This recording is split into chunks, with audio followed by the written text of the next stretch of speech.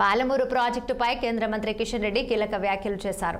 పాలమూరు ప్రాజెక్టుకు జాతీయ హోదా కోరటంలో ఎలాంటి తప్పు లేదని స్పష్టం చేసిన ఆయన ప్రస్తుతం ఏ ప్రాజెక్టుకి కేంద్ర ప్రభుత్వం జాతీయ హోదా ఇవ్వటం లేదని తేల్చి చెప్పారు. అదే సమయంలో ఉపాధి హామీ చట్టం విషయంలోనూ స్పందించిన కిషన్ రెడ్డి చట్టం పేరుతో మార్పు రావటం వల్ల ప్రజలకు ఎలాంటి నష్టం జరగలేదని పేర్కొన్నారు.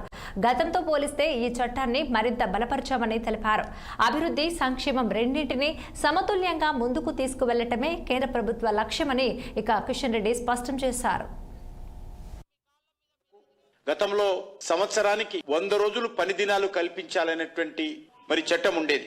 ఈ రోజు 100 రోజులకు అదనంగా మరొక 25 రోజులు పని దినాలు కల్పించాలనేది ఈ చట్టంలో మార్పు తీసుకురావడం జరిగింది. గతంలో ఈ పథకానికి ఉన్నటువంటి నిధులకు అదనంగా 1,00,000 కోట్లతో ఈ పథకాన్ని అమలు చేయాలని చెప్పి కూడా కేంద్ర ప్రభుత్వం నిర్ణయించింది. దేశ అభివృద్ధిలో గ్రామాలను ప్రాథమిక అభివృద్ధి కేంద్రాలుగా చేయాలనేటువంటిది లక్ష్యంగా పెట్టుకున్నాం.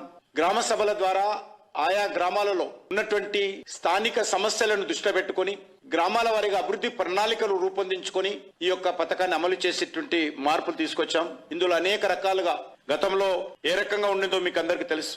ఒక సంవత్సరము ఒక దగ్గర గుంతలు తీస్తే మళ్ళీ వచ్చే సంవత్సరం అక్కడనే మళ్ళీ గుంతలు తీయాల్సిన పరిస్థితి ఉండేది. అసలు గుంతలు తీసిరా లేదా కూడా, ఆ గుంతలు ఎందుకోసం తీస్తున్నారు కూడా అకౌంటబిలిటీ జవాబుదారం లేదు, డాటా ఎంట్రీ లేదు.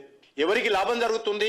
రైతులకు లాభం జరిగిందా, పేదలకు లాభం జరిగిందా, రైతుల ఉపయోగపడేదా, లేక పేదల శ్రమ వృధా అవుతుందా కూడా ఎవరు కూడా ఆడిట్ అనేటువంటిది సరైనటువంటి పద్ధతిలో జవాబు